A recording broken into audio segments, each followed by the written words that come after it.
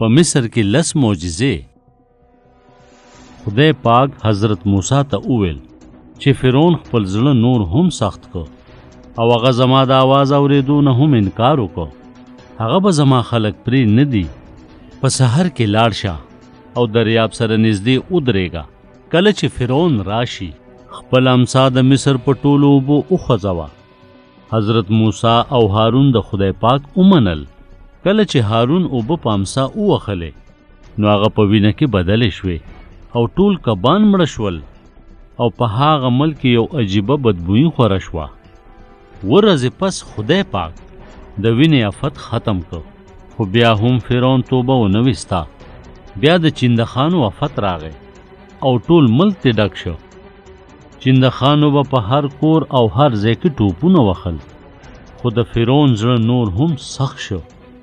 بیا هارون خپل امسا په خوره ووخله او د ملک د ټولې خاورې نه سپږې جوړې شوې او سپږې ټولو انسانانو او ځناورو ته وختې.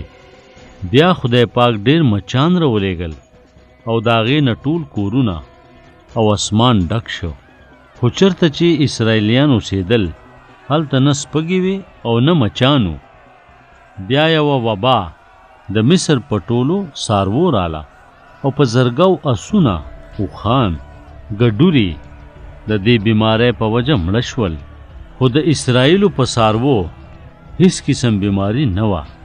د دې نه وروستو حضرت موسی او هارون د بټۍ نه ایره واغسته او بهر په هوا کې لکه د وریځې وویشته او په هغه ټولو خلکو باندې دانې راوختې. د دې نه وروستو مصر کې د ګلۍ داسې طوفان راغی چې داسې مخکې کله نه و راغلی.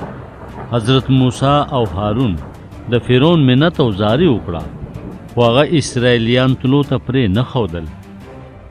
د ګلۍ د طوفان نه وروستو د مشرق نه یو تیز باد راوالوته او ځان سره ډېر ملخان راوړل. هغه ملخانو هغه ټول شینکې وخوړه کوم چې د ګلۍ نه روغ پاتې شوی او اخره کې په ملک یو تور تم خور شو کوم چې د 3 ورځو پورې و او مصریانو نور سپومې یا ستوري نشو لیدلی. نو بیا فرعون حضرت موسی ته په چغه وویل چې د سترګو نه مې لرې شه او ما ته خپل مخ بیا ونښې. حضرت موسی جواب ورکړ چې هم دغسې به وي. ګرانو ماشومانو، تاسو خو دا کیسه واورېده، خو زه به اوس د دې کیسې په باره کې ستاسو نه یو څو تپوسونه کوم. څنګه م خوښه ده او تاسو به د هغې صحیح جوابونه راکوئ. ګرانو ماشومانو، ستاسو نه زما ډومبې تپوس دا دی: د مصر اوبه په څه شي بدلې شوې؟ ستاسو نه زما دویم تپوس دا دی: تر څو ورځو پورې تیاره وه؟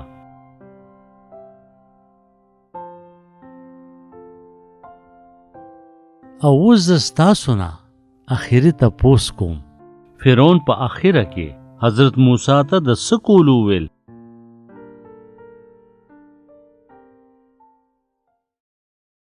ګرانو اورېدونکو، یقیناً چې دا کیسه به ستاسو خوښه شوې وي. همدغه شان نورو کیسو اورېدلو دپاره تاسو ضرور زموږ چینل سبسکرایب کړئ.